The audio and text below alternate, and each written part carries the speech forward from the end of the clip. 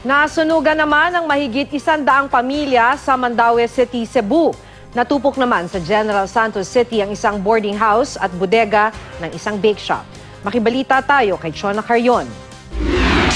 Nagulat ang mga residente ng sumiklab ang sunog sa sitio Lower Malibo sa Barangay Subang Dako, Mandaue City pasado alas 4 ng madaling araw kahapon.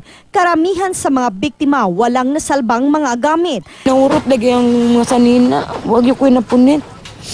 May uniform akong anak, din lang sana ako napiskilahon. Sa inisyal na investigasyon, napag-alamang sumabog na improvised kerosene pump na ginagamit sa pagluluto ang dahilan ng sunog. Dahil dito, agad kumalat ang apoy dahil gawa rin sa light materials ang mga bahay sa lugar.